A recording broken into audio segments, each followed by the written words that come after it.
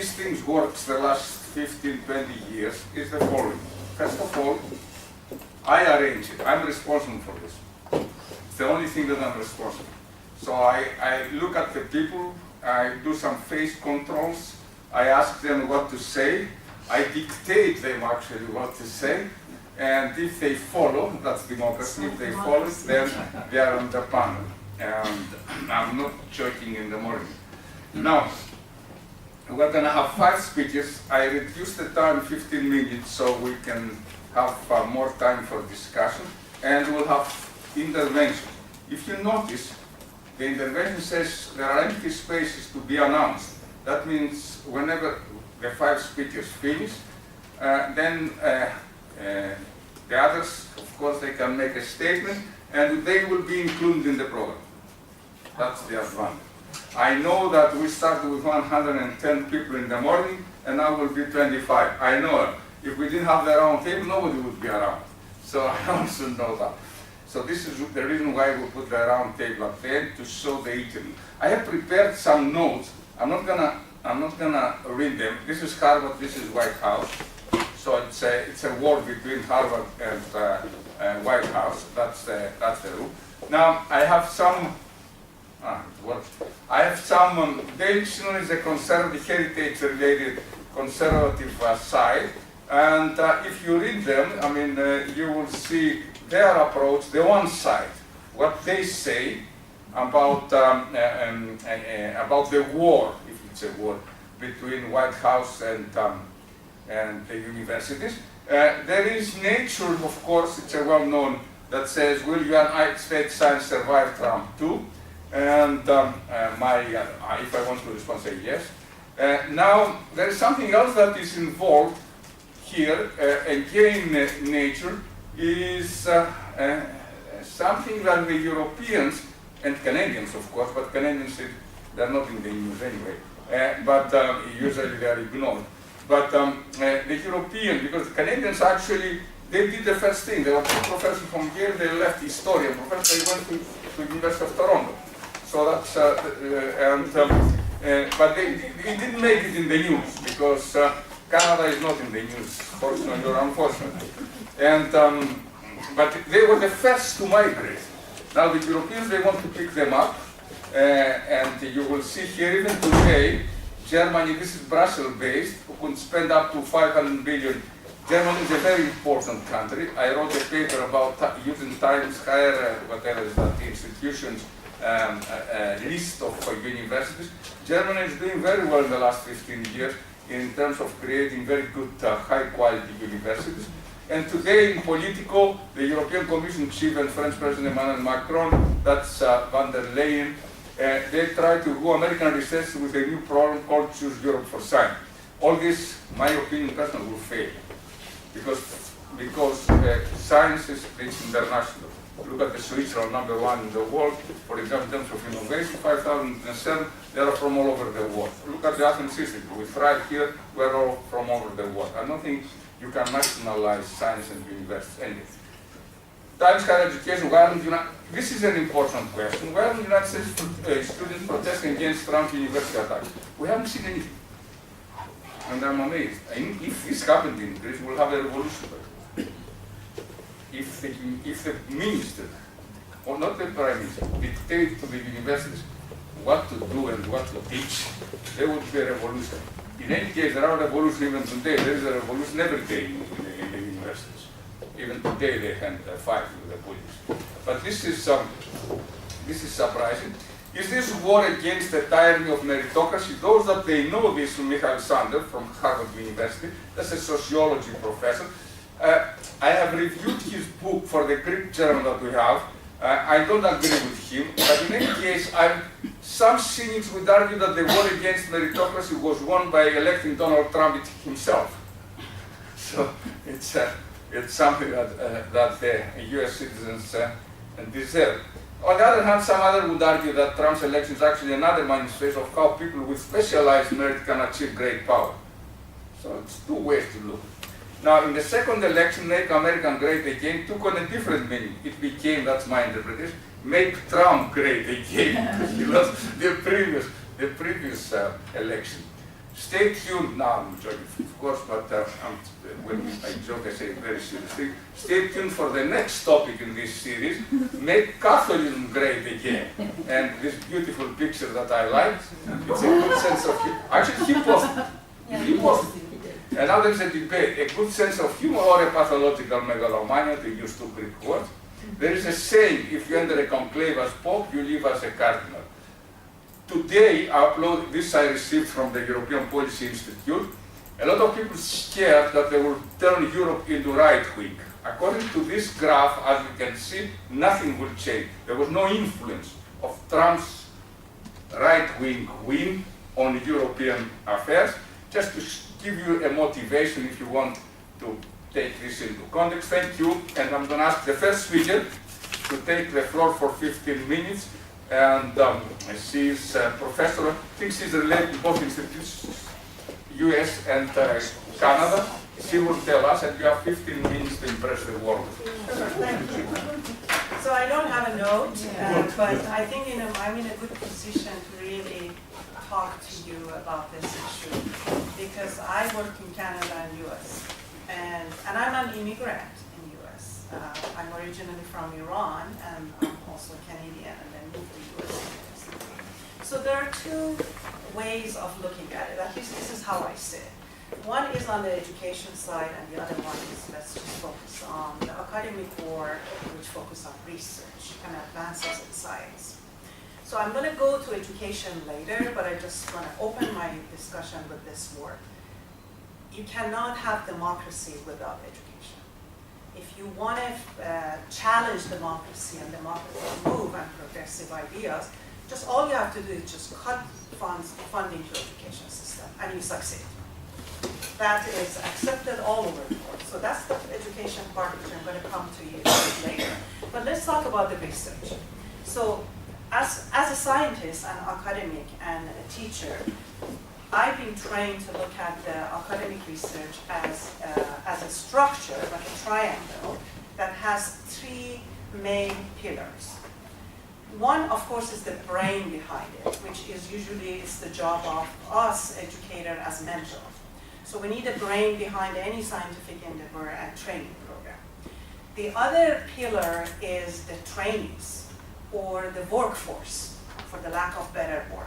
Because we know, if we are honest about the structure, we know that without graduate students and postdocs and research staff, there is no advancement in science. The PI cannot afford to write grants and teach and at the same time work at the bench. So we are heavily relying on that second pillar to make advancement. And of course, the third one, which is probably, if not the only important issue, is probably one of the most important pillars in this picture, is the funding. We need money to do research, but it's not just about doing the research, it's about paying the salary of those workforce. So training in the graduate program, especially in biomedical sciences, comes with paying salary and benefits. At least that's the structure in the United States and Canada.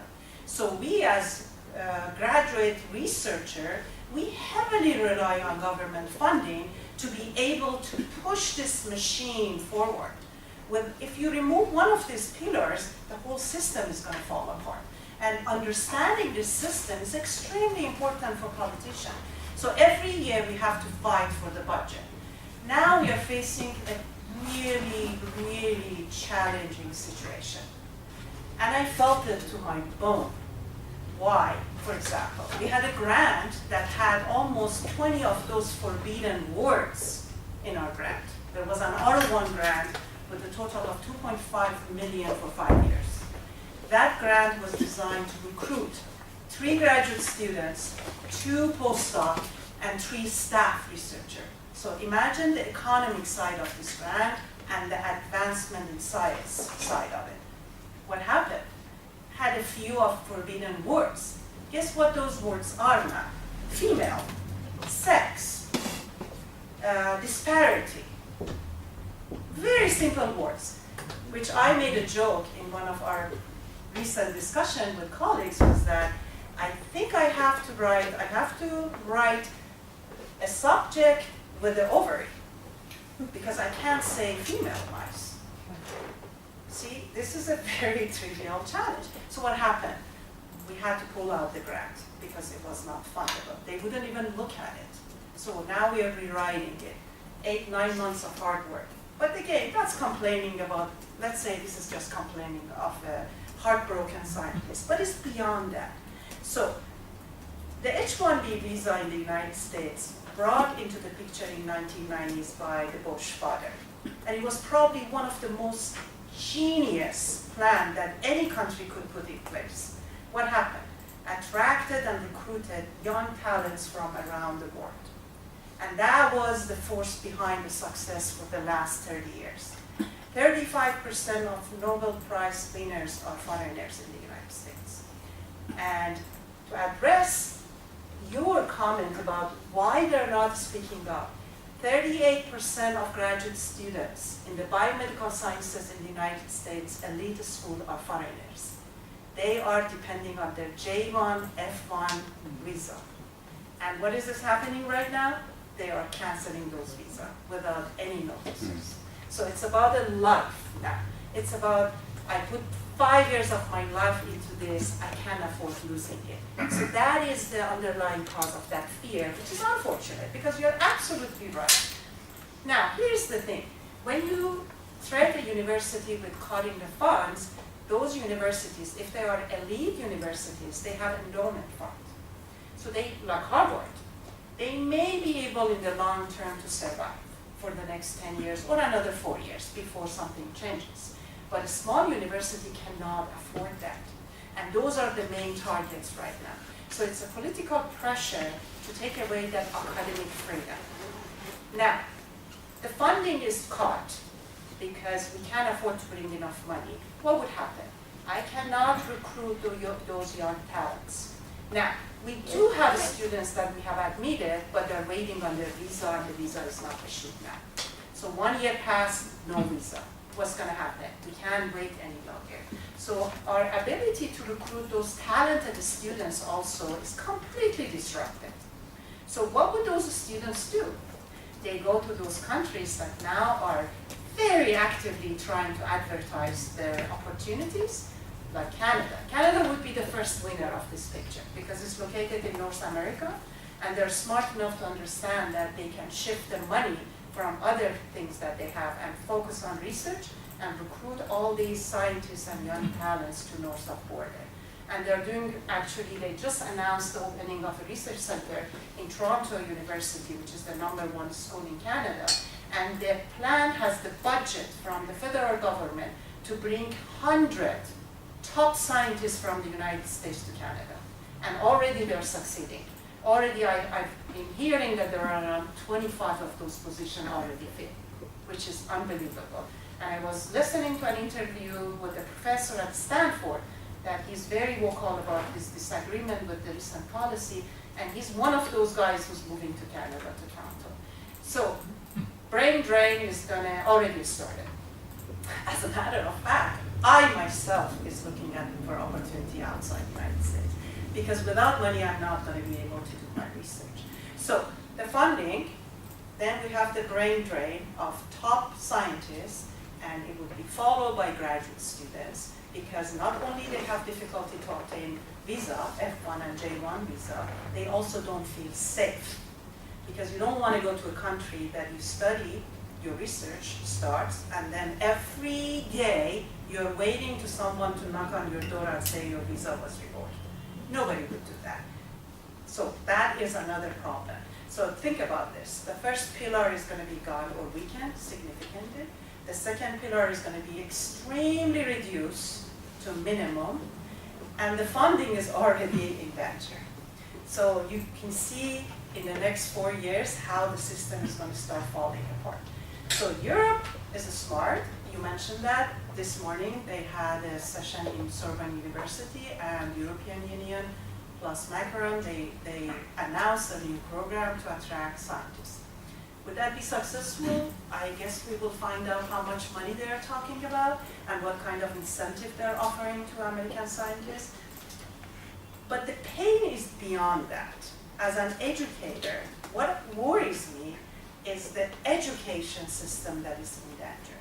So we are going to see shift in science advancement from United States to Canada and Europe and Australia. I have no doubt on it.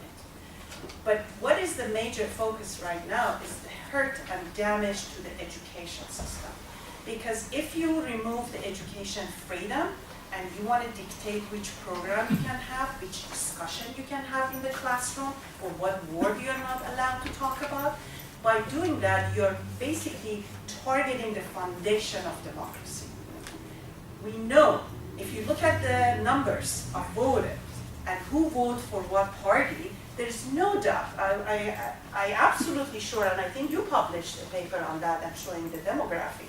There is no doubt that every piece of data that coming from every corner of the world in every country is clearly showing that the higher level of education and that portion, they always vote for more progressive idea and being open-minded.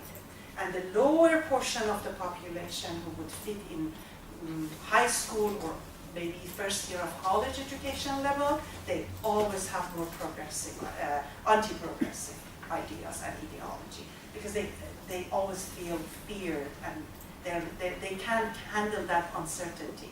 But the other portion, they're willing to take those risks. They feel more safe and secure with their ideas, and they are willing to take that risk. So I think this is a very smart move. I know that we see some posts and we laugh and we take it as a joke. I don't.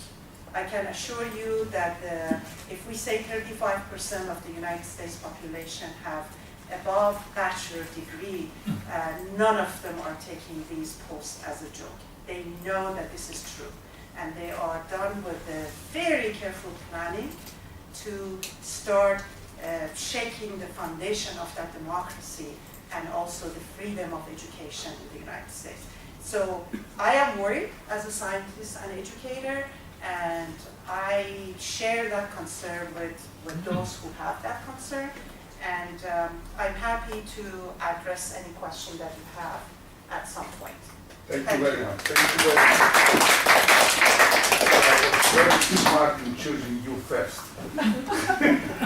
It's an indirect way of complimenting you for an excellent presentation. Thank you. Thank you very much. Actually, not only that, I published a paper, The Bright Future of Democracy in Education. Following John Stuart Mill, I argue, and there is a way today, nobody can vote without testing his education level. But that's John Stuart Mill, not me, that says that, and of course we'll go back to Plato, because that's what the idea.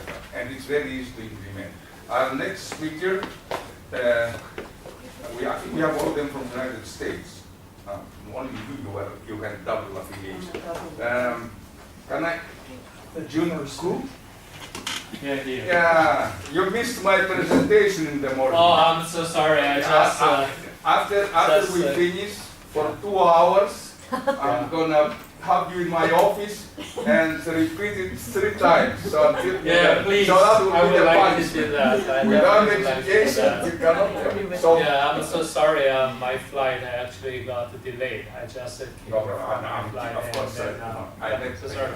Oh, thank you for the invitation to this. Despite what she said about joking, I mean, low-level education, simple joke, or I know what you said, but I want to make a joke about that.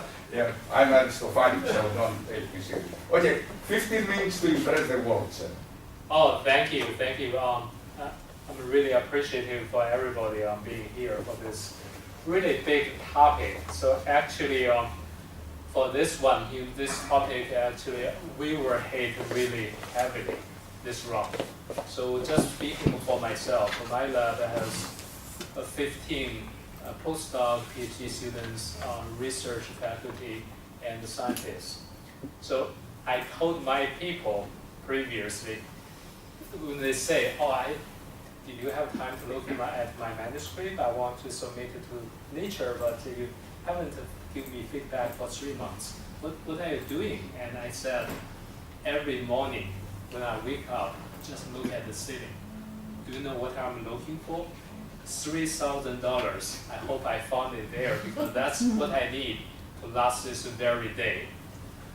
But when in the last few months we start to see the my grants, funded grant gets slashed. So my HIV grant actually collaborating with African collaborators get slashed, first totally canceled. And also my pharmacokinetics grants get this cut 60%. It's because they don't like the implication. And like you said, we had a really ridiculous situation. We had some ovarian cancer grant, just a female on that, and then that was turned back. So I said, okay, just change it to male ovarian cancer. Then it passed. So I suggested you use this way because they are just as stupid, You would think they have a system to deal with this. No, they don't. They don't. So I think for us the biggest thing is uncertainty. If we already know what will happen to what extent, that's easy to deal with, right? We can plan our team, and also we can always get funding from other institutes. So I have industry collaborations, but the peak and valleys for scientific research lab, that's very difficult to deal with. So we were cursing Trump all the time, cursing the administration, so I don't want to do it anymore. I don't want to speak the French anymore. But the thing is, right now, when I think about it, I was thinking maybe, just maybe a small part of me during this process, maybe something positive about this change. So something we should think about, maybe the previous system of the funding and getting research. One thing is, I feel my academic life, most of my efforts spent in seeking fundings. I need money to run. I need more than $1 million direct costs each year to run.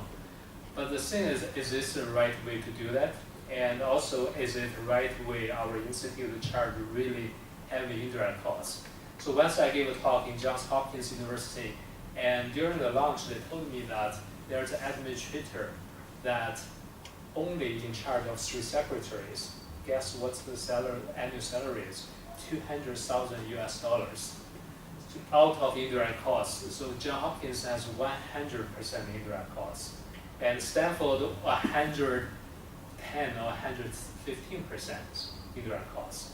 So I think that should be reform, but not in this way. But what I want to say that if this is something cannot change, and then I want to benefit from it. I just want to see what we can learn from this. Firstly, this U.S. culture of seeking funding very heavily and maximize indirect costs may not be the right way. In my department, assistant professor, in order to get tenure at VC, need to have $2 million in direct costs to get funding. And all of the institutes are pushing for more funding, pushing the faculty to get more funding, that they need the indirect costs because that's how they run the institute. But in the future, maybe that's something can be changed during this time. And I am mildly optimistic because for Trump, I don't want to beat a dead dog another time, because for Trump, the US university is already a dead dog.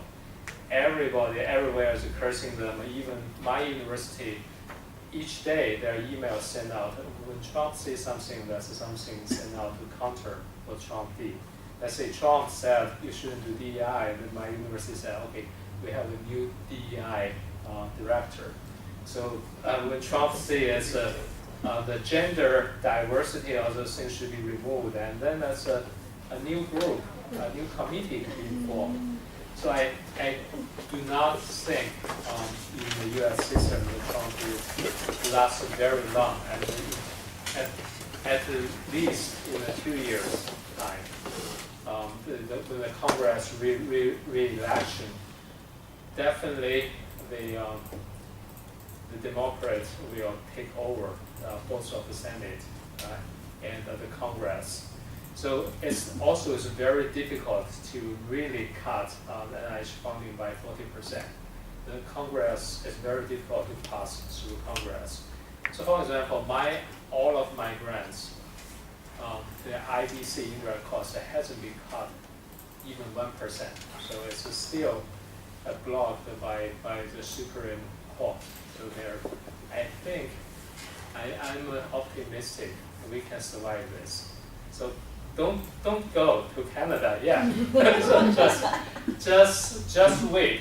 I have confidence with the U.S. So this is a great country, but it's just a group of crazy people. Come on, the country has survived worse than this, so it will survive. And if you go around this university and talk to people, it's very encouraging. So how people have confidence in their scientists and also in the research community of the U.S. as a whole.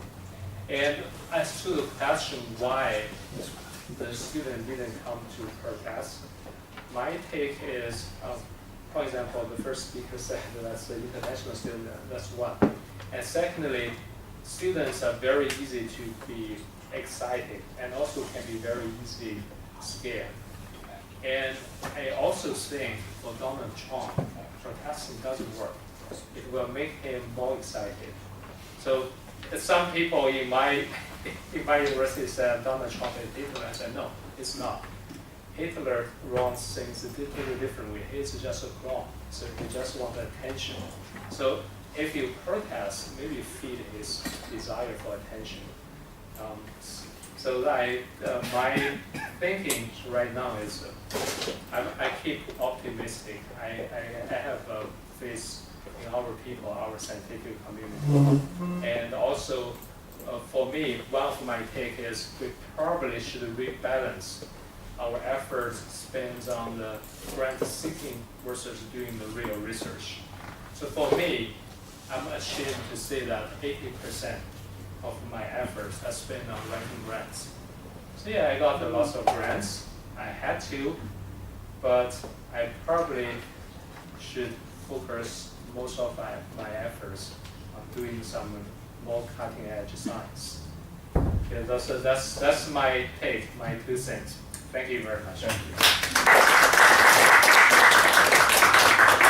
Okay, thank you very much. I'm going to stop making any comments because I have to monitor the thing. But yeah, there are important issues that were raised. Now, I'm going to call Professor Oberhelman, someone that his funding has been restricted for many years as being professor of classics. So we give him more time. No, I've been sitting here cutting thanks to your new rule of You can have 20 minutes because now we stole the 20 minutes, the 5 minutes from the previous speakers. No, I got down to about 15, 16. And I'm going to do something I haven't done probably in 20 years.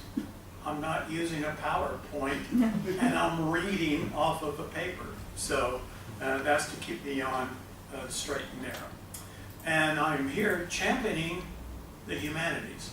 So, where if we get startup costs of legal pads, it's a victory. So, my comments today center on the field of classics. Like other disciplines in the humanities, classical studies face an uncertain future in the United States. Politicians question its value and cut precious grants while asking why students are not becoming welders or computer code writers.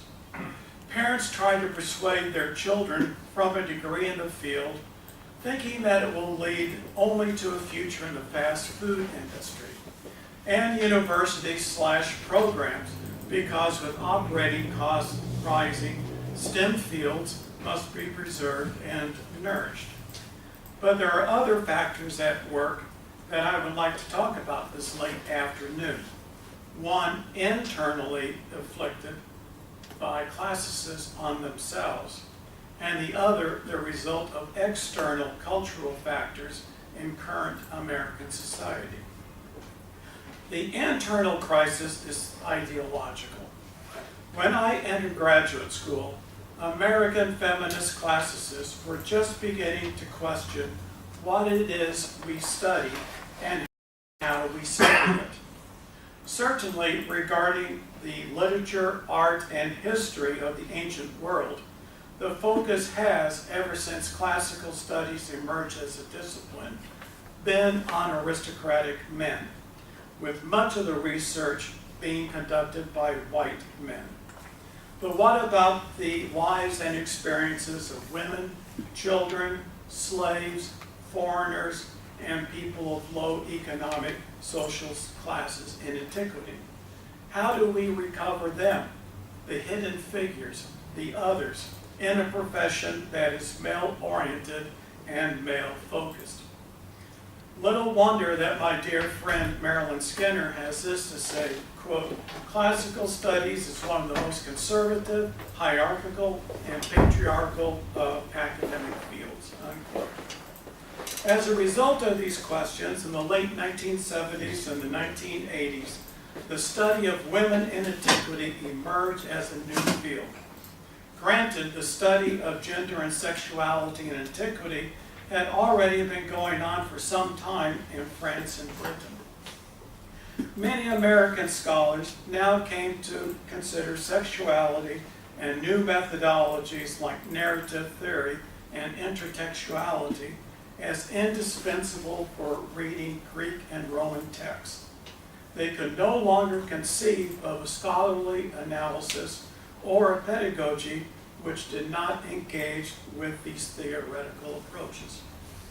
Then in the late 1980s, and once again thanks to the influence of European scholars such as Michel Foucault, and thanks to queer theorists, sexuality became sexualities, and gender was viewed alongside these sexualities. The categories sex, gender, and sexuality were seen as socially constructed, and scholarship shifted to investigate issues related to gender and sexualities. Then, by the opening years of the 21st century, gender and sexualities were understood as existing in a grid that intersected with other constructed categories like race and class. The result was the approach that is called intersectionality. That long preface serves as a backdrop to the internal tension in classics to which I referred at the beginning. On the one hand, some classicists hold... Pardon? On the one hand, some classicists hold the view that classics is a discipline that was built on white male superiority and supports racism, misogyny, and patriarchy. One scholar in classics has written that classics is even white supremacist and has been embraced by the alt-right movement. Members of the alt-right, it is claimed, since they are white, male, homophobic, transphobic, anti-Semitic, and Islamophobic, and therefore neo-Nazis, love the classics because, quote, classics justifies the intellectual and cultural superiority of white maleness, unquote. A professor at an Ivy League school has gone further, arguing that classics must decolonize itself. To do that, it must undertake scholarly reparations and justice for the damage that it has done against women, people of color, and non-gender conforming classicists. The professor even suggests that elite privileged white males should, instead of publishing their own work, refrain from publishing it in order to allow non-whites and non-males to have a place for their scholarship. Quite simply, binary white males should not publish until there is equity in the publishing world. As proof of the existence of this damage, the professor compiles statistics on the journals Classical Philology, American Journal of Philology, and Classical Antiquity. About 97% of the articles the professor surveyed were allegedly published by white males, a fact that proves the professor's hegemony of whiteness and the claim that white Americans and white Europeans have published their own work to the detriment of people of color and those differently gendered. I am not fully convinced of that. I would point out that the 3 journals that were surveyed are heavily philological in focus and purpose. Classical philology, which is the study of ancient languages and the analysis of written text, has been predominantly the province of white males. Indeed, 3 of the most important and oldest departments of classics in the United States, the ones at the University of Harvard, Johns Hopkins, and Chicago, published philology journals, including 2 of the 3 that were surveyed. I was not surprised that the professor found that white males were publishing to a high degree in philological journals because they are philologists. It is true that classics has a history that may be construed as elitist, white, and androcentric. Classics was for centuries a mainstay in the education of aristocratic men, especially in Europe. Chances are excellent that the military officers and government officials of the imperializing British Empire knew Latin and Greek and carried in their baggage copies of Homer and Virgil. Likewise, most of the German National Socialism Party, as well as most of Mussolini's generals and parliament officials, would have known the classics. But that does not make classics itself white supremacist and neo-Nazi. After all, who fought those Nazis in Africa and Europe, and who were the leaders of the governments that opposed Nazism and the imperialism of Japan?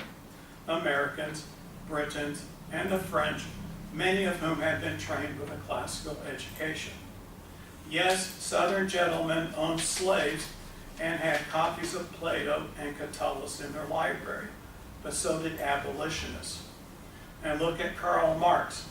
He wrote his dissertation not on economics, but on the theories of 2 Greek philosophers of the 5th and 4th centuries BCE, Democritus and Epicurus, 7 years before he published his Communist Manifesto. An education in classics did not turn people into Nazis or slave owners, just as it did not turn people like Karl Marx into a communist. Overall, in my opinion, arguments about neo-Nazism and reparations in publishing in classics are polemicized and divisive.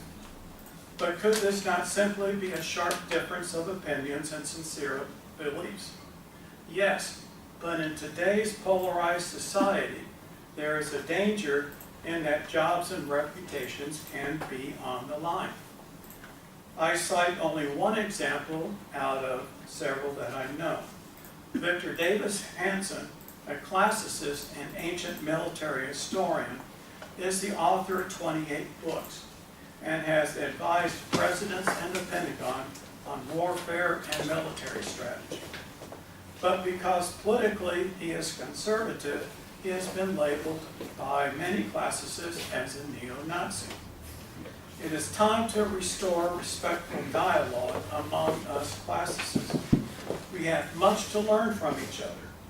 Victor Davis Hanson changed everything we thought we knew about warfare in classical Greece in general and about the Peloponnesian War in particular. He did the same with ancient Sparta. Should historians refuse to cite or read his books because he no longer appears on PBS as he used to do, but now he appears on Fox News?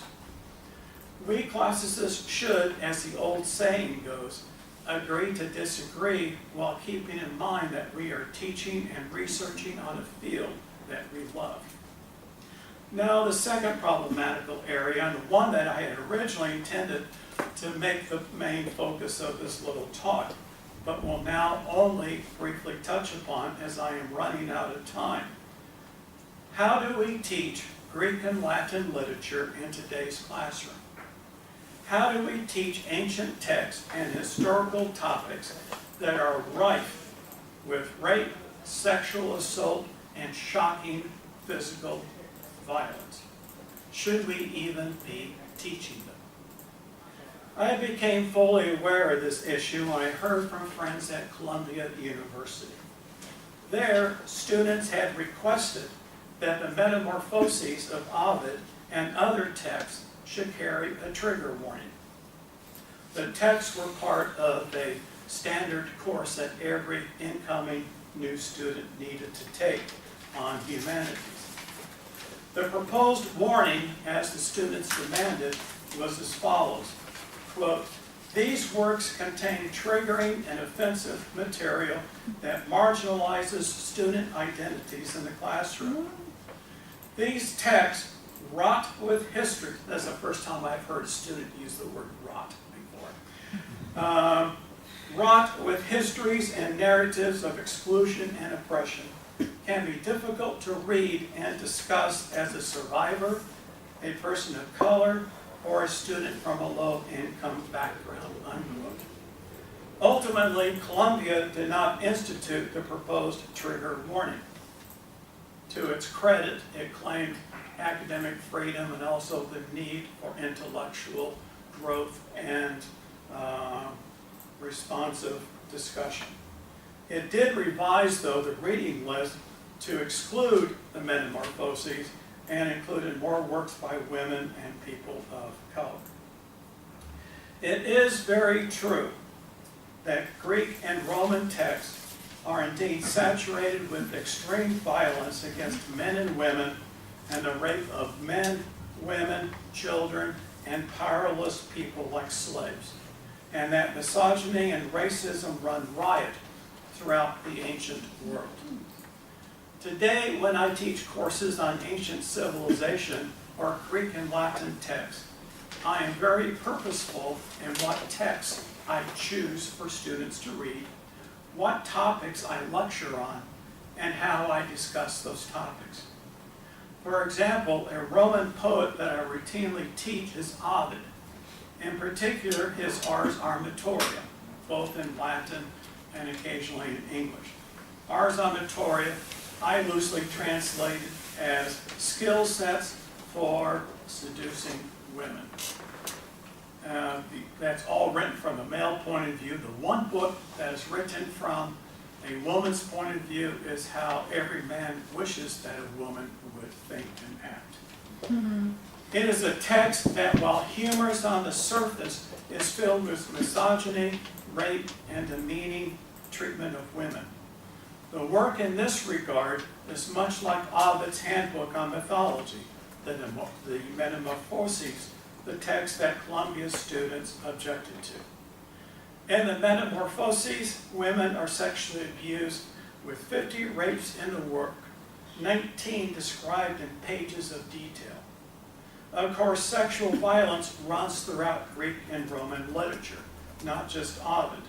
The plot of Homer's poems begins with a rape, and women are abused in both epics.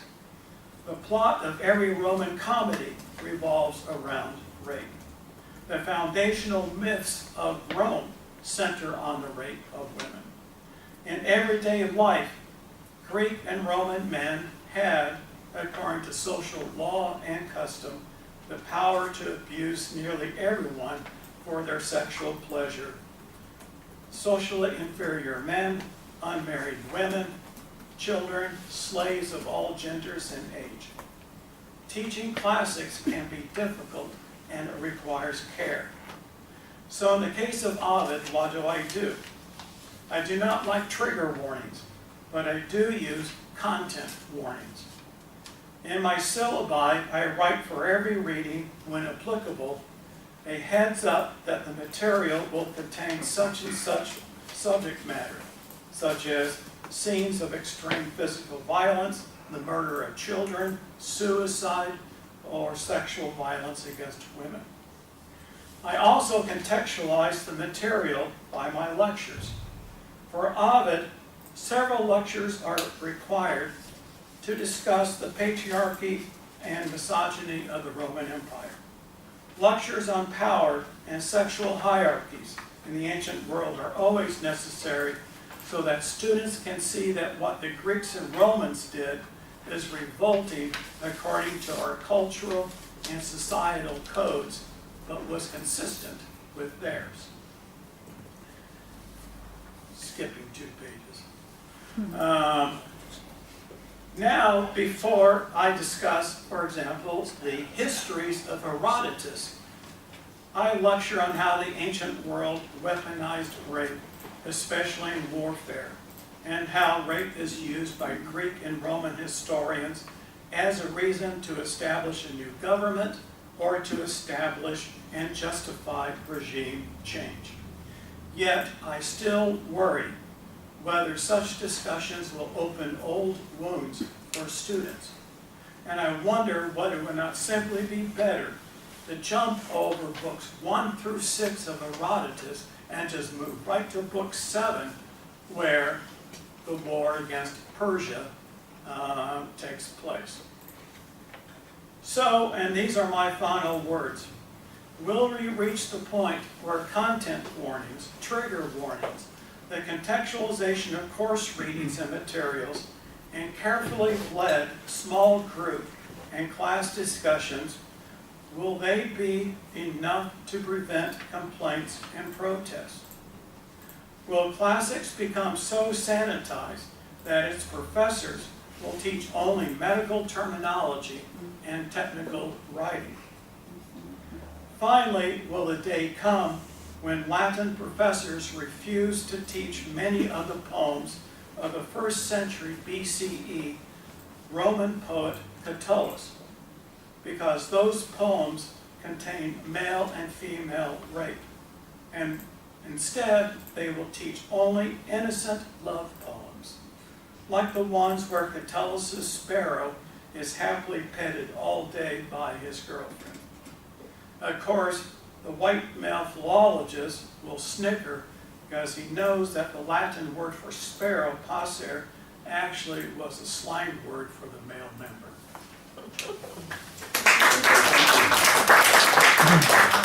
So the moral of the story is don't teach classics. That is the moral. Our next speaker is Robert Earle. Robert? Yes. I have the devil behind. And you have 15 minutes.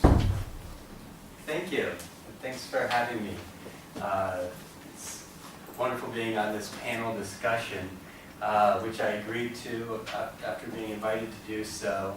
And then the poster came out, and it said Symposium in Athens. And I've never been here before, but I've been reading Plato for 20 years, and it just feels like I'm a part of this amazing tradition. I never dared to dream to be a part of it, so I'm honored. And on such an important topic, it's not getting my face, important topic as education, which Plato would be happy to sponsor as well. I'm going to focus my talk on the topics of academic freedom and the right to learn, which I think we need to, in academia and in terms of public discourse, focus on, meditate about, discuss, and perhaps rally around.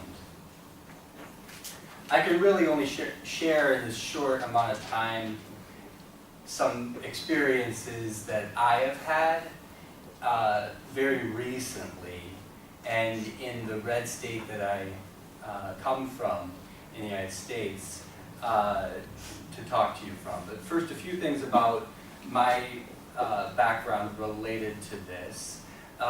Recently, this last semester, I served as the vice president for my university's faculty union. In that position, I was the chief grievance and advocacy officer. And so I'll speak a little bit from those experiences as we dealt with emerging legislature proposals. Not so much at the federal level, though that too, but particularly at the state level related to my university. I also am joining you as a non-tenured track faculty member. Rare here, not often that non-tenured track faculty members have a travel fund to be able to do such wonderful things as this, but I'm lucky fortunately recently to be able to have that. But I have long been an advocate for adjunct faculty and non-tenured faculty, and always have that faction of academic faculty in mind. I helped form a union for community college adjunct faculty while still in graduate school, and I've been involved with unionization efforts at different institutions ever since. I think I'm the first non-tenured faculty member to be vice president of my union of 500 faculty members. With that in mind, I think that a broader trend that needs to be borne in mind is the attack on tenure. Tenure is a linchpin for academic freedom, without which we don't have people with both the expertise and the freedom, the lack of precarity, to be able to speak on unpopular ideas and to innovate in the ways that make our best institutions great. And indeed, I think that there's been a long-term trend in the United States and probably more broadly towards contingency in higher ed. And that continues to today. At my own institution, the trend tends to be that when a tenured track faculty member leaves or when a tenured faculty member retires, the replacement is with a non-tenured track position. This leads to a system that we're headed towards of universal precarity, which isn't good for anyone involved with higher ed. Everybody will be worried about not sticking their neck out, not getting into trouble, not taking on an unpopular view. The other side of the coin to academic freedom is the right to learn. I've been teaching at the college level for 14 years or so. I always thought I was teaching adults. But I believe that recently our students have started to be treated by the state as if they were children that couldn't make their own decisions about their education. But it is our students who are going to have to pay those very grown-up loans back that will follow them throughout their lives. So I think it's important that we recognize that these are adults making their decisions about the programs and the institutions and the professors where they and with whom they decide to learn. And with the idea of resisting paternalism and supporting the right to learn, I wanted to talk about just some particular legislative efforts that are realities in my orbit. Being vague about that because I want to be able to return safely to that orbit after leaving this delightful, this conference. But just some of the efforts that we've been tracking and dealing with. One is efforts in the legislature. This is in the works and probably going to pass in the next month, is a bill that would require that syllabi become public, posted online. At best, the thought behind this would be an attempt at an oversight of the minutia of what's going on in the classroom. the public gets to know exactly what's being taught in every classroom because there are public dollars associated. Less every year, but public dollars associated. But at worst, and I think at reality, this bill is about bullying, harassing, and abusing faculty members and other people involved with the learning process. Publishing on a list just information about what a class is talking about without any broader context or understanding of those programs, so that anybody reading online who doesn't like what's being taught in a particular class can show up at that listed classroom and speak their mind and interrupt learning and anything else, interrupting students' right to learn. Another bill aims at undermining the independence of accrediting institutions. There are professional national and international accrediting bodies that determine certain aspects of what has to be taught in a program in like social work or in teachers' education. But sometimes those requirements involve some naughty concepts like diversity, equity, and inclusion that a particular state might not like. So this bill says any accreditation that's out of line with state law is no longer governing in that institution. This leads, as we saw in the slide, to a race to the bottom and a brain drain where students and faculty flee from red states to blue states and from the United States to other nations' fine institutions. And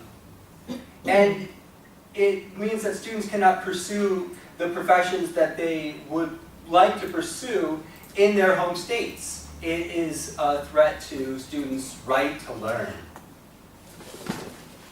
There's another bill that might be taken over as instead like by a directive of a board overseeing the universities, local to me, that asks all the research, all of the regent universities in that state to explain how their programs, every particular program, prepares students for the workforce, as if higher education were nothing more than job preparedness.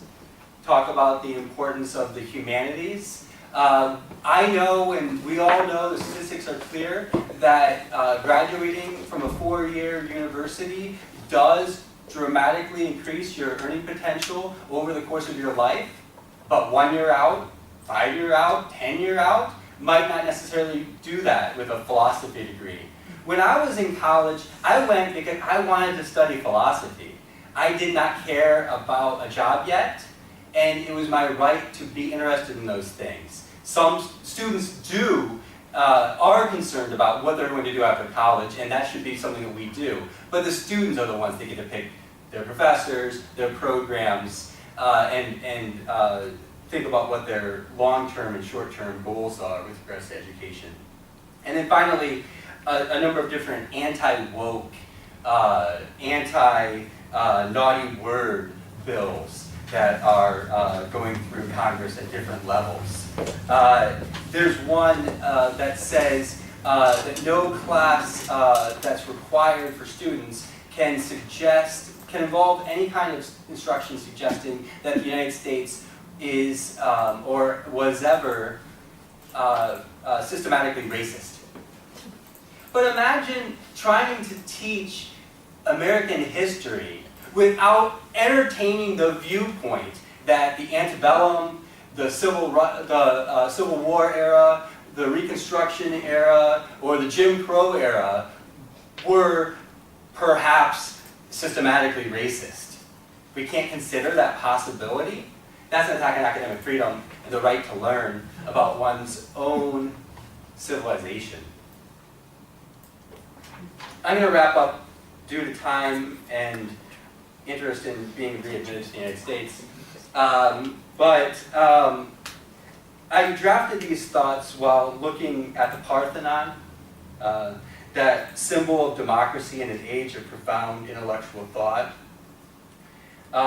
President Papanikos quoted Pericles this morning, and I was thinking about Pericles too. I walked by the statue of Pericles in front of Athens City Hall this morning, amazing. And that idea of Athens as the school of the Hellenes, or maybe today, the school for all the world, is a very important touchstone.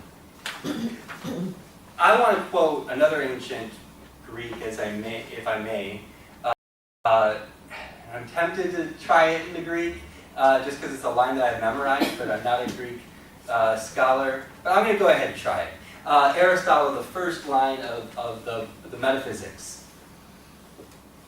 If you don't want to be insulted by bad pronunciation, you can just cover your ears. Pantos anthropoi, to edenai, oregante fuse. All humans, by nature, desire to know. The best, the most democratic societies nurture that spirit, that cosmopolitan desire for knowledge through protecting academic freedom and the right to learn. Thank you.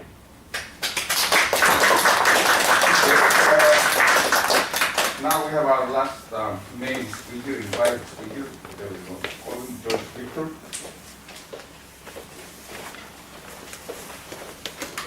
I hope distance learning means what? Learning from afar. Distance from the professors? Yes, they would. So I'm going to talk about experiential and distance learning as a possible solution to what we're seeing in the changes in academia. Because I've actually been teaching in higher ed through 5 different administrations and 3 different presidents. And some of the trends are not politically related, they're just trends that are happening.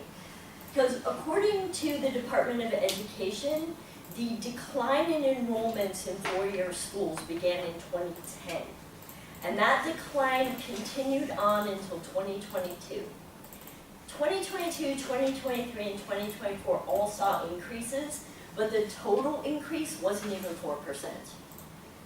And so we're seeing that, and we're also seeing a big change in the type of students we're seeing. When I first started teaching, most of my students were 18 years old, coming out of high school and choosing to come to college. That's not what I'm seeing now. The composition has changed. According to the Department of Education, 40 to 50% of high school graduates are not going to college.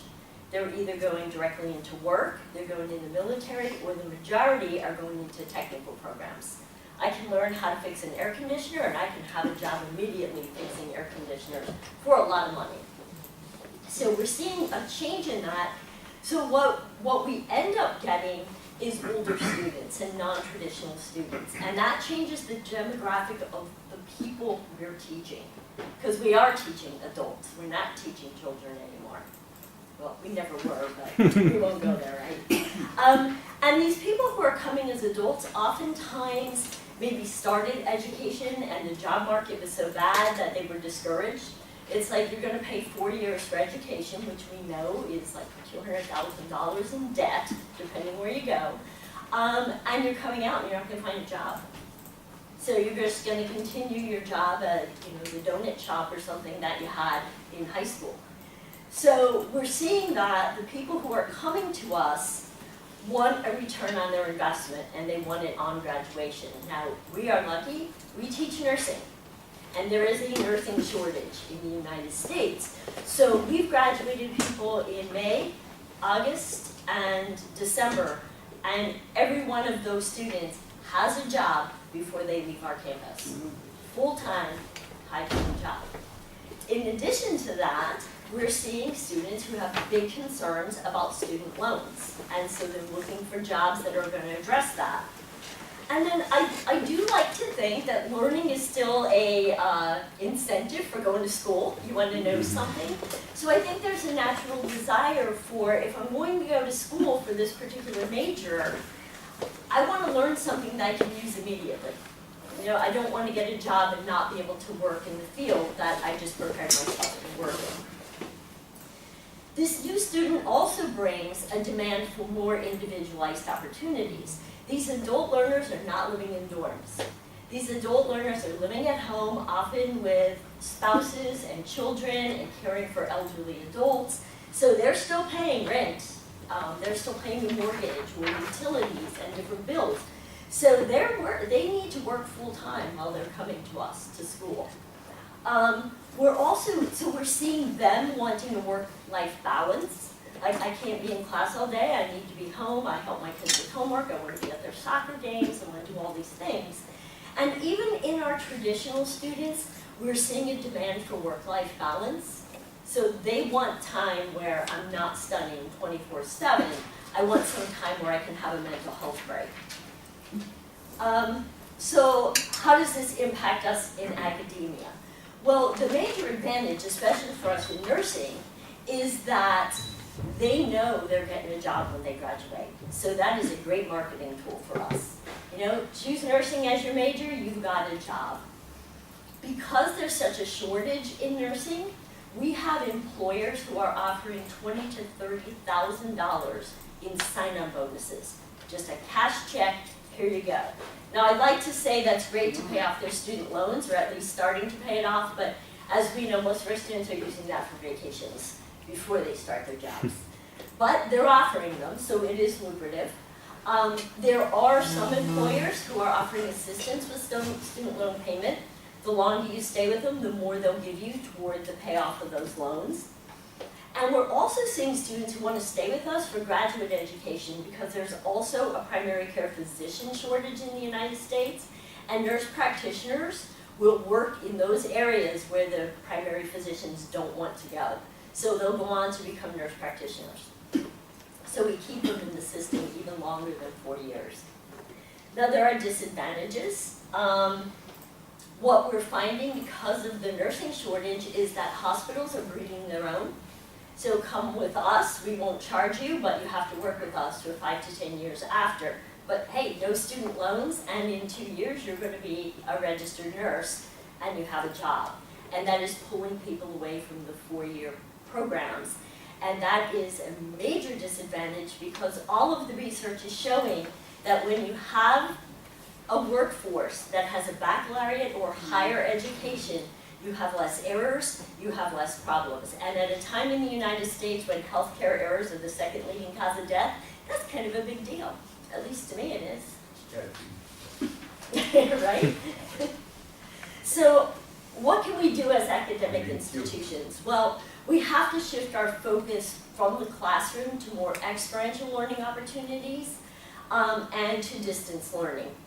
So in terms of experiential learning, we're trying to find partnerships for our students so while they're in school, they can work jobs as nursing assistants or something healthcare related where they're contributing to the system and getting experiences, but also having a chance to possibly make some money.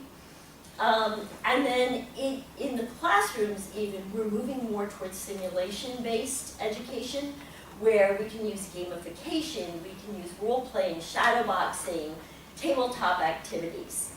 And then we can also simulate entire healthcare systems with high-fidelity mannequins, simulated patients, virtual reality. So there are a lot of things we can do with experiential learning to appeal to the new kind of student and to their ways of learning.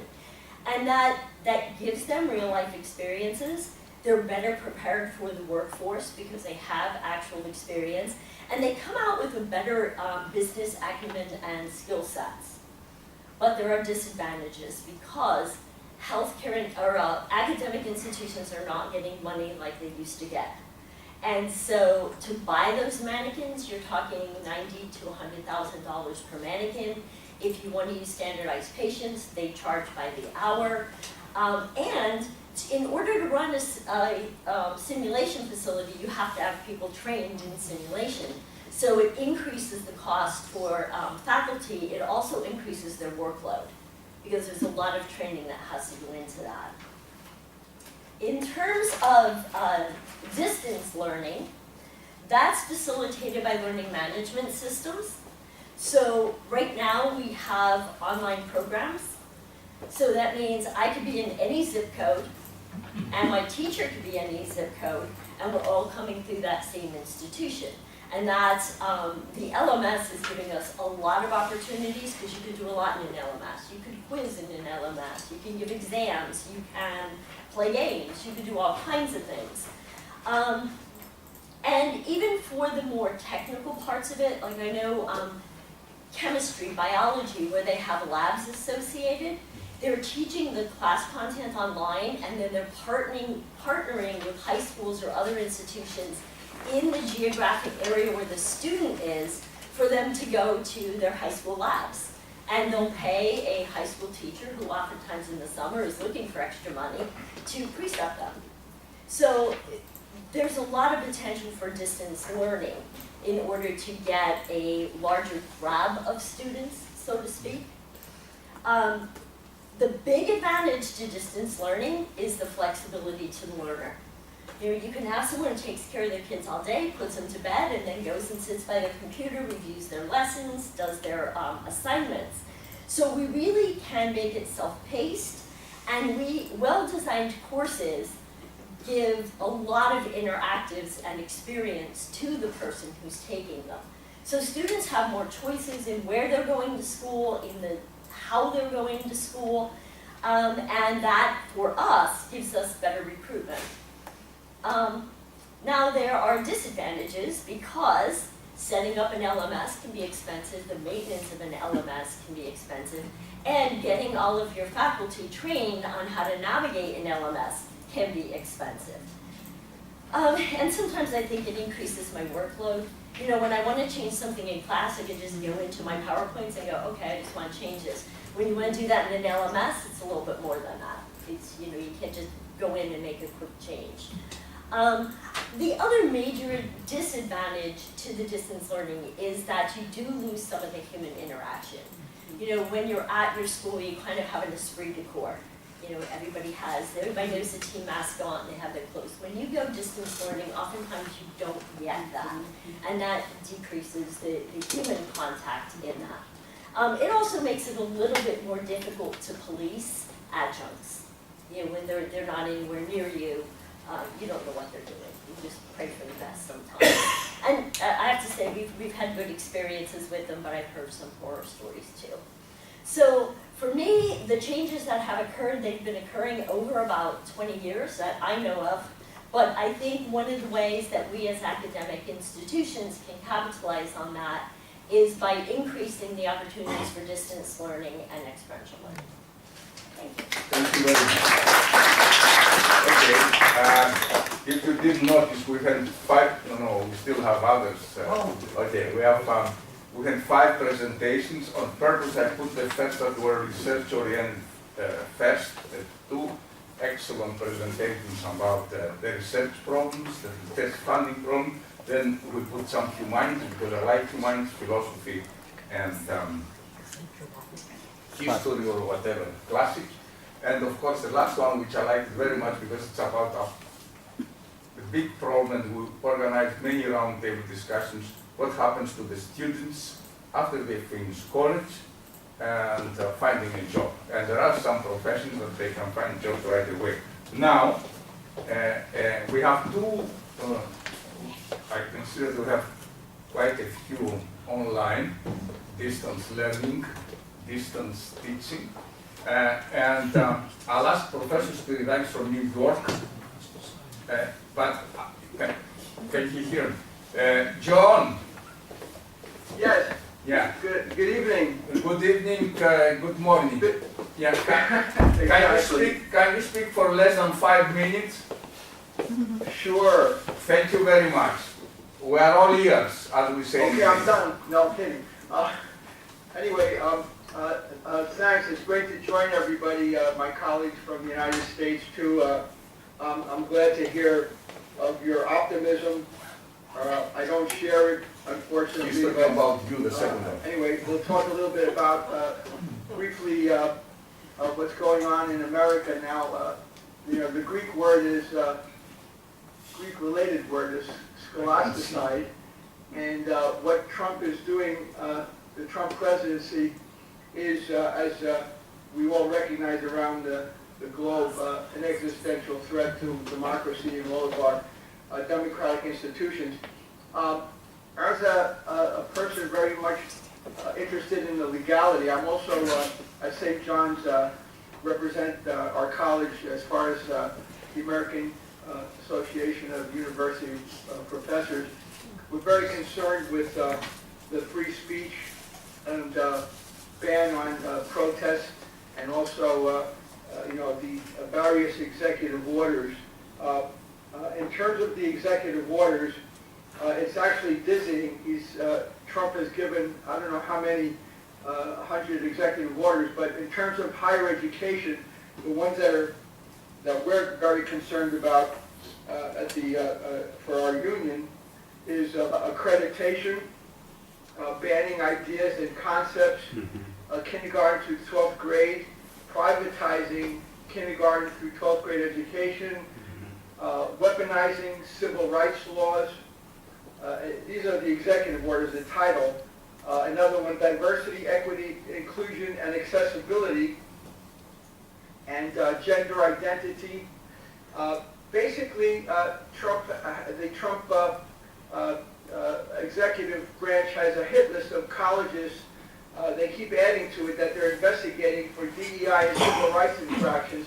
And what I want to mention briefly, we've seen a sea change in the United States in terms of what civil rights really means and what freedom actually means. For example, there was a famous decision, a Supreme Court decision, which becomes a rule of the land in the 1980s, was the Bakke versus California, and Alan Bakke was a white male who could not get into the medical school, he claimed, because of a quota system where certain minorities had to be accepted. And the Supreme Court ruled in Bakke's favor, and basically quotas, racial quotas, became illegal in college admission. Race could be considered under this Supreme Court decision as one of many factors. Now, move to 2023, the United States Supreme Court ended race-conscious admissions. They dismantled affirmative action as we know it. And they were ruling race-conscious admissions at Harvard University and the University of North Carolina violated the Equal Protection Clause of the 14th Amendment. So this was a 6-3 vote, but as a result of that, this is the kind of Supreme Court ruling, the kind of legality that the Trump administration has seized upon to try to totally dismantle also the civil rights laws. The Civil Rights Act of 1964 was meant to end discrimination against minorities, African Americans, people of color, and later it was extended to gender discrimination, and also the rights of students in terms of their religious beliefs and so forth. So all of the Civil Rights Act has been turned on its head, and now any discrimination is seen through that affirmative action ruling. That lens, they've seized upon it, and they're basically whatever seems to be violating the rights of, I guess you could say, the white majority are being attacked. So in terms of the AAUP, our association, what we're doing is obviously we're very conscious of what's going on in terms of Harvard, for example. The AAUP condemns the targeting of Harvard University and other universities, and the attempt, as one of the other speakers noted also, is the executive branch is trying to control what types of programs can be offered at universities. So, for example, some of the universities being attacked, a program in history for African American studies would become unacceptable. And of course, all of this is unconstitutional because, again, it violates free speech at higher education. We've also heard about the students, the international students who have been arrested and deported for their speaking out about protesting the war in Israel, Palestinian and Israel situation, and what the university is doing, as one of our other speakers had mentioned in terms of health science grants, is cutting back funding for programs at universities that are supposedly not dealing with allowing DEI. So, for example, most universities and agencies, for example, have diversity, equity, and inclusion programs. And those programs have been, wherever they have found that to exist, and of course it exists at so many universities, supposedly the funding will be cut. In terms of, this is basically what's going on is free speech is being banned. And as far as Gregory, you had mentioned about pushback. Of course, we do have pushback. We have hundreds of colleges have signed a letter to the president, of course, condemning his attempts to cut funding and to try to control what kinds of programs universities have. Because obviously, as we all know, universities are supposed to be the place where research and ideas can percolate and we can contribute to the betterment of society in so many aspects. John, 5 minutes. Yeah. Okay. Oh, we cut you off now. Okay. So just to wrap up. Yeah. Yeah, we can move to the next slide. Okay. My last one of the quotes I like because of what's going on in the United States, getting a first-hand glimpse, is I like this quote from Voltaire because the Trump presidency is just full of people who are just following his orders and with seemingly no sense of urgency or understanding of how what a danger it is to democracy.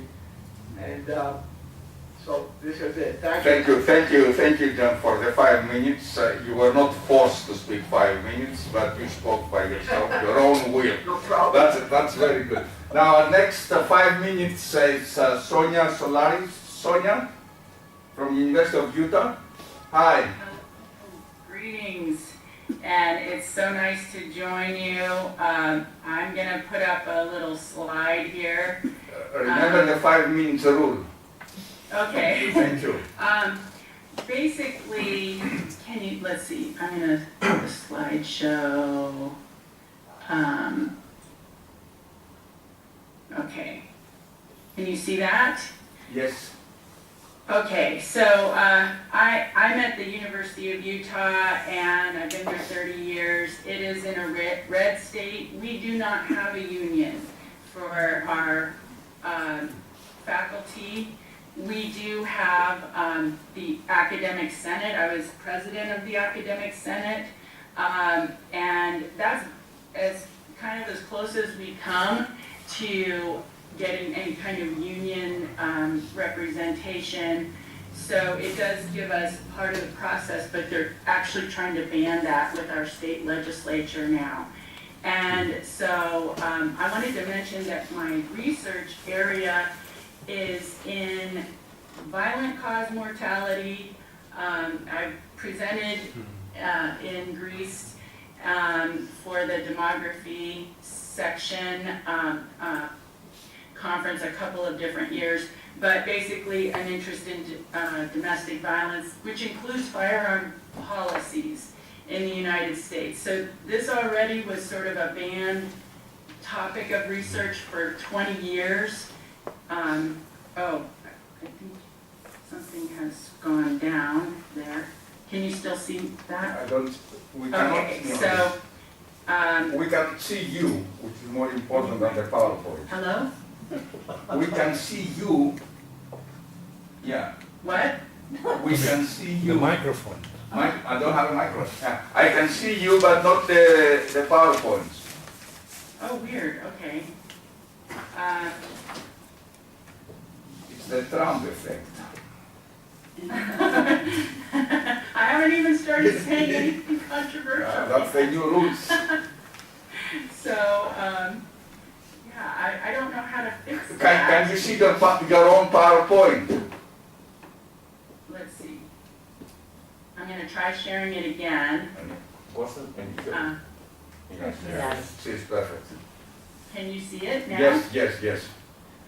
Okay, so, anyway, Try to change one to see if it works. Go down one. okay. Like- Okay, it works. You can see it. Okay, it's not like in presentation mode, It so works. all I have Yeah, is yeah, sort I of know. It's not- before now.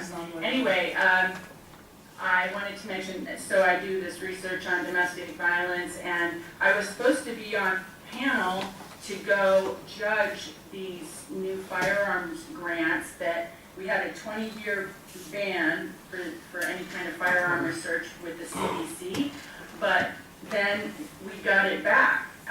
And so I have been serving as a panelist to decide these grants, but that's canceled now. So anyway, some of the things that I was thinking about with regard to education, you know, the first term, there was some attack on higher education, such as like Title IX and the Dreamers. So people who are in the country because their parents were undocumented, but they were, you know, not at fault for being there, I guess you would say. So then we had a freeze on our federal grant funding, which many people have addressed, especially with NIH, which is a big aspect of my campus, since we do have a hospital and a whole medical learning experience there. They stopped ongoing research, they pulled people internationally, cancer research, so forth. And then he sort of rescinded that order and put in this idea of lowering the FNA, which that's the indirect cost that people have talked about as well. And then types of research that are just completely wiped off the slate. We had the people talking about different words that we cannot say, so I mentioned some of those here. For me, you know, women, I do research on domestic violence. I'm not allowed to say women or victims. You know, anything marginalized or even female, like the other panelists mentioned. So that's gotten to be ridiculous. We've also had human rights violations in terms of not just my university, but I'm talking across the country, and we've had people mention that. So I have some of the professors and students who have been affected by those ICE raids and that sort of thing who are speaking out. And so we just recently had international student visas revoked for 22 of our international students out of 3,000 But it just caused fear across all of our other international students. They were worried about things like, oh my gosh, I have a few parking tickets on campus, so does that mean that I'm next? Then he reinstates our 22 student visas. Some people have fled the country, actually, and so we're trying to get them back because research is, suffering in that sense. Because definitely their research on their master's or doctorate are suffering, but also the grant that they were working on obviously is affected by that. So the other thing was on our campus, they obeyed in advance and took off our Black Cultural Center, our LGBTQ Center, and our Women's Resource Center. Just got rid of them over the summer when they said they wouldn't be doing that, and then they just did it. And this is partly, due to our state legislature, but again, it caused a backlash with the faculty, and 900 people signed a protest to that, which was pretty much ignored. And so we do have people who are fighting back, who are, suing. Like, my university is suing the administration for the FNA issue, and then, of course, we've heard about Harvard. And so the next one actually has, so this is due to Heritage Foundation, conservative think tank with Project 2025, that idea that they love the poorly educated. So the idea is that they don't care if they're ruining education. They also have been attacking other things such as the Affordable Care Act, Medicare, Medicaid, Social Security, all of these things. And so what this is Steve Bannon's, this is a person that he was more central to the first Trump administration, but his strategy is to introduce 3 highly distressing topics every day to keep people reeling and unable to focus. And so people can't focus on one issue which they would like to, protest back. At this point, people are protesting en masse in all cities and internationally because of this. It's abusive behavior, but there's also market manipulation, and then like pulling back on the tariffs, but telling people ahead of time that they're going to pull them back so that they can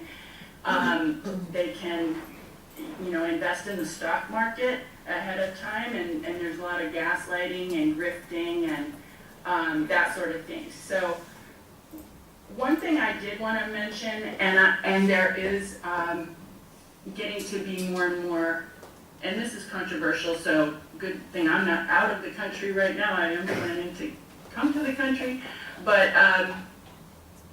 there are data analysts who are finding major anomalies with our November 5th election. And everybody knows that something really weird happened. Everybody knows it. And there have been admissions. There have actually been televised admissions.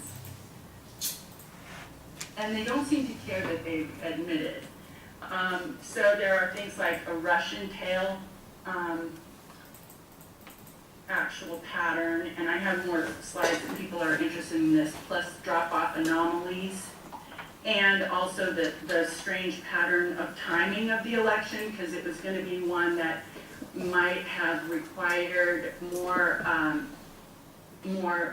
recounts and things like that, but the argument is that the tabulators were manipulated, and so therefore, it was done within a margin that didn't require recounts by law. So now these people can't do recounts anymore because they've expired, but they are doing audits instead. Sonia, okay, I gave you 5 basketball minutes because we can do it. Well, I'm done. So, Okay. but I did have some commentary for the other. Okay, let's see, because we have people in the room, we have people on the side. Let's give the opportunity to others to I speak. can't hear you unless you're I at know. the mic. Okay, we'll give priority to the people that they didn't speak. They will have less than 3 minutes, 2 minutes, 1 minute to make a comment, and we will continue from then, and then their name will appear. John, you want to talk? Yeah. You don't have a second microphone. As far as your comment, somehow the election was rigged. After the American election, one thing is going to happen. No matter who wins, the other side is going to claim that it was stolen. President Biden once said that we can't be in a situation where there can only be 2 results. 1, your side wins, or 2, it was stolen. I consider the argument absurd on its face. There are, of course, going to be election irregularities in, over 150 million votes. I ran political campaigns for 20 years, and I can assure you that I've come into many election irregularities. Okay, next. Any other comments? Any other comments, statements? You're tired, I'm tired, everybody's tired. Any other comment you want to make? Okay, Sonia, you had a comment for the previous presenter. Yes. 1 minute. So, well, one of the thoughts was the fact that some of us in red states don't have a union. So I'm a little bit envious of even the red states that do have unions for the faculty. Let's see.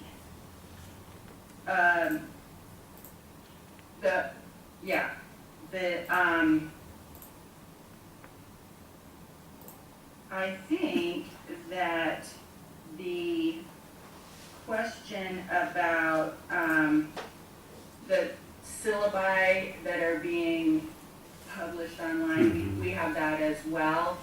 And so the thought is that anybody that's negative about our syllabi, then they can complain or show up and things like that. In our case, we did determine what is the definition of a syllabi. And in that sense, the syllabi doesn't need to require the reading list. So it can just have sort of like a schedule or a calendar of what's going to be, accomplished in the course and how the grades are created and things like that. But they said that actually the reading list could be a separate thing. So that was kind of an interesting little workaround, but who knows how long that'll work. And then the other thing to talk about distance learning and the virtual, I have been teaching more virtual since the pandemic. I had no virtual courses prior to that, and then I suddenly had to change over, which many of us did. And then our university tried to force us to come back physically to the classroom, and so we actually ended up, I personally, having been there 30 years, I just insisted, no, I just put together these online courses and I'm going to stick with that for the short term or however long I feel like it. And so, but my students love my virtual courses even more than my in-person. So I don't know what that says. Okay, Sonia. I think we should stop here unless there is an internal Well, urgency. and one final thought was that idea that we used to be called pedagogy when we were thinking about, you know, our students learning and that sort of thing. But now you could call it andragogy, which is the teaching of adults. So I love that people brought that up, that we are teaching adults and they have different requirements for learning. Okay. I think we should call it for tonight. We have Greek night for those that they are not virtual.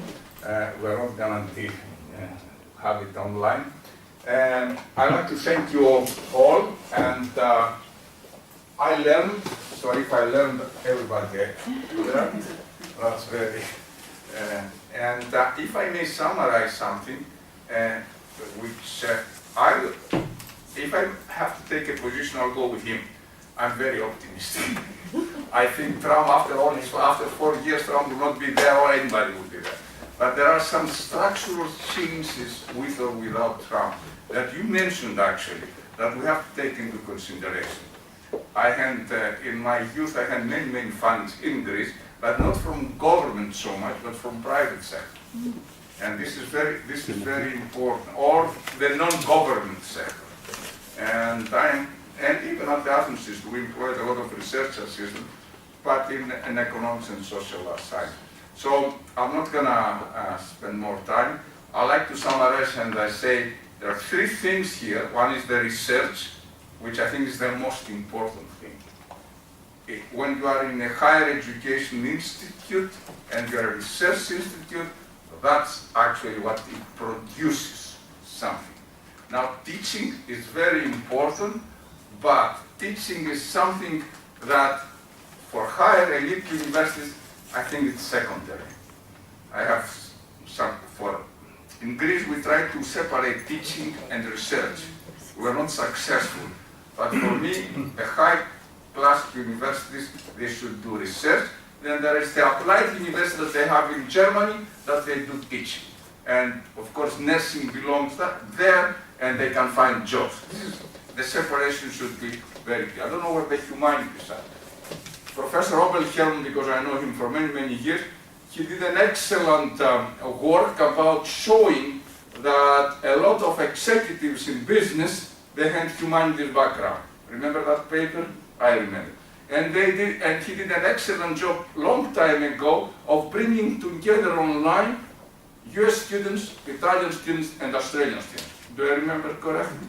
So we have a lot of experience to share, but we don't have the scarce resource that is time. And don't be very optimistic about the symposiums in Athens in the old days, because they were dirty, noisy, a lot of bad things happened. So don't idolize it.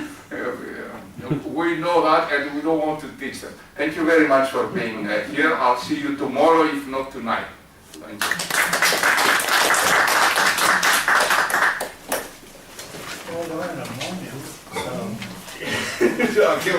Thanks for your time.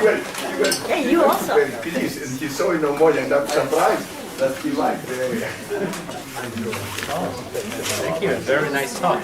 So actually, we found that in New York State, the high school students attending college has declined. Do you think that's because there's a less number of high school students, or maybe they don't want to go to college anymore? Well, I think actually there are increasing high school students and college credits, so maybe that's leading to why they don't want to come. No, but it's a private university.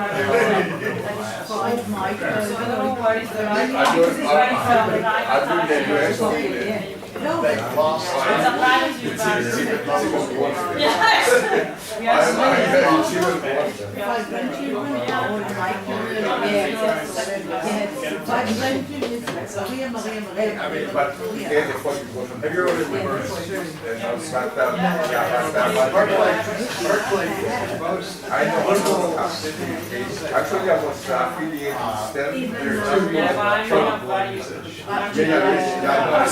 with Been saying about Canada, but I don't do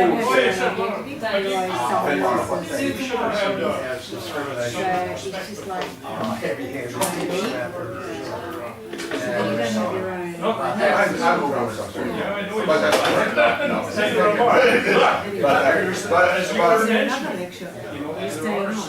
But that should have been a warning. that should not, we must have, every possible sin that we. But these are public Well, institutions. I don't think there's anything wrong with the way things are going. There is a I law. don't think there's anything wrong. You think it's just part of the whole process? Well, Hello, Hello. how are you? Not bad. I'm going home because my stomach is still not right. So I need to eat what I cooked, which is rice and vegetables. Oh, I see. Yeah. I think there should be, my opinion that that's the How are you enjoying I was yourself? first Okay. here over the 30 years. People come from down the United States and say, I mean, originally Nikki was going to come up to me, so I arranged this trip for her, and now I was very much Oh, I concerned. see, This is very, really? I mean, yeah, I mean, if it'd been up to me, I would have flown to Athens. whatever, I would have stayed here for a week, and then I would have gone nobody can home. force me not to read If it'd been home. just me. Nobody can force me You not know, to read arrange the whole that thing. Virgil. I mean, I can read it myself, I don't have to be a teacher, but Now it looks like so if I have the she may or may not be able able to work something else. I know, I she don't told really care, me. but what I Yeah. hear What a is shame. when Yeah, they really. overdo it. So it And was that's what's kind happening, you know. of, it's kind of a lot of flights. Well, you flew directly from the States here? Pardon? You flew directly? Yeah, I flew to Chicago, and then, Yes. And then from Chicago here? I find as I get older, I can't handle this. Yeah, it's harder, of course. Pardon? No, it's harder. Yeah, it's just, it takes a while to recover from the flight. So, do you have a theme night tomorrow or just tonight? No, they have this Greek night, which is what the theme night is, Yeah. where it's Tonight. dancing. But I don't have to Tonight. demonstrate it. And then they I have don't like it. a dinner. No, we had with Tomorrow. Dr. Papanikos. different Tomorrow. Right. I was pretending. Right. So I've been to the Greek night With the too. French. Yeah, I know. You respect it. Yeah, I don't. Sorry, I just thought, you know, I So- came, so- but in the so- morning I was half dead, honestly. Yeah, So, so but if they you're sent able me to, emails. so if you're able to come tomorrow I night, don't know if I'm allowed. That's the thing, it's better than me, for example. And things, yeah. Where is it? I can understand, but I I don't don't know. know. That's a kind, I tell of them I don't like it. Because Anyway, a very interesting Oh, session. Thank you for putting it on. It was a Yeah. I thought you were gonna say a lot. I know. Yeah, you were ready. I'm not in my best because in the morning I Yeah. really thought I wouldn't come because I really had bad Yeah, stomach from because- going to because- the Greek food street festival yesterday. Good comments. I'll tell you something. We need more The people issue like that you you here. raised about the Yeah, Jewish I students, was gonna. this is very important because it belongs to the general category of freedom of expression, of freedom of believing whatever you want to believe. And that's why I'm in favor of that. I mean, it should be freedom. Now, the problem is Yeah, that I tell you the truth, I tell you the truth. What had happened in the US and in the UK is anti-Semitism, you know, so just pro-Palestinian, protest against, you know, the accusation that way, like, on which they denying what happened on the 7th of October, and then threatening, do you know what is in Nazi Germany? But, you know, they're all so politically correct, apart from the one who talk about classic. they can believe whatever they want to believe, but they cannot use, they cannot use, not only force, I mean, even language, like they don't allow me to speak. That's the problem. This is what, I don't really care if they are racist, fascist, Nazis.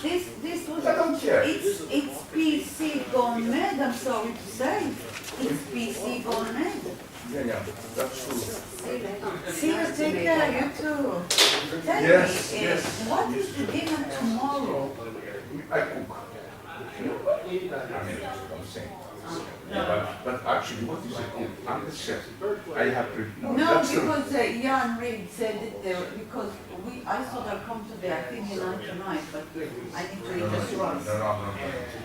But, yeah, tomorrow. Tomorrow is mine.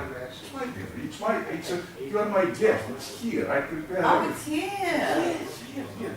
All right. Because then I can go to the restaurant. No, I'm not kidding when I say it's my recipe. I give you an instruction. Yeah. And I organize everything. And that's why I call the next Tomorrow. So it's today that's different? They all say today is the modern Greek night. Tomorrow is the old Greek night. I didn't want to say, because actually the guy that said about classic, he was really right, because you know, you have to teach students, and even if it's violent, if it's blood, it's so what? I was 13 years old, 14 years old. In the high school, we do homework. Yeah. Who is going to prevent you from reading all the classes? Or the Latin? No, nobody. I like to read myself. I don't trust teachers anyway. Since I was questioning, I was questioning teachers. But that's the idea of freedom. So I say, I don't like your idea. I'm going to read my reading is yeah, but you might read, other people wouldn't. Then, if they are ignorant, I'm not going to save them. I'm not going to say, this is not my purpose. No, but he was God can right. save them. He was right. You should teach it. So what if it's bloody? So according to them, we wouldn't do the Armenian genocide, and we wouldn't do the Holocaust, because God forbid our student might get a heart attack. What I'm saying is that I go one step further. Even if it's forbidden, nothing prevents me from reading. That's what I'm saying. Nothing prevents me from reading. And then I question the professors. You know, I remember when I was a high school student, I asked them, okay, you talk about Homer, but I like to talk about the seal.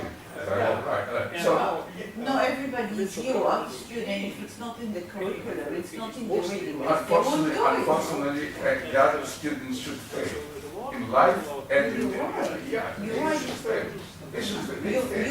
They don't fail. When I was in the UK, if you had more than 70% of students. I'm not saying you fail in the course, I'm saying you fail in life. Fail in life, yeah. And this is the most important thing. I have seen many people that don't care, they fail in life.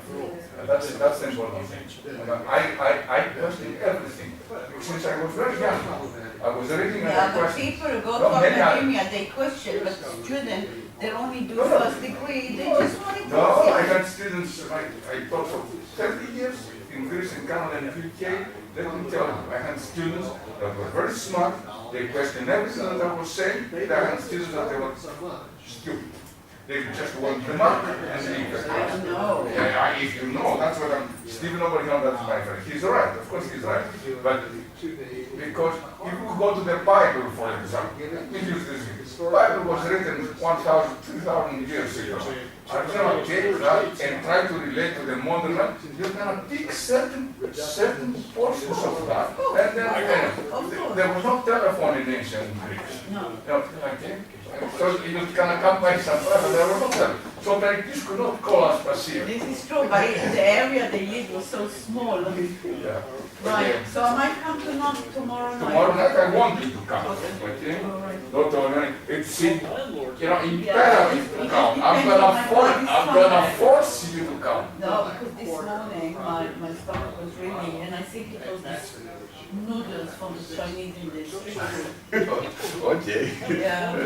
The Chinese food is not for the Mediterranean food. No, I do like it, but I don't like it. Okay. Anyway. February. Take care. Yeah, I hope you feel better. Well, if tomorrow falls through, I'll be here.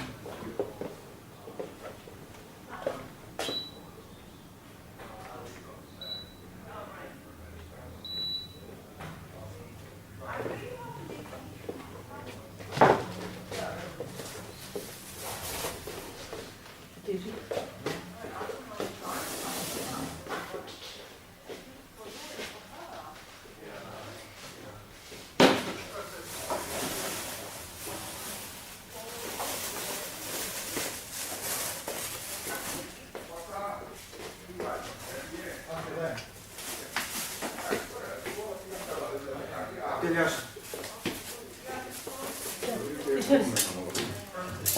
Πού νομίζω. Πώς θα εντάξει είμαστε. Δεν έχουμε κάτι και ένα πρόβλημα.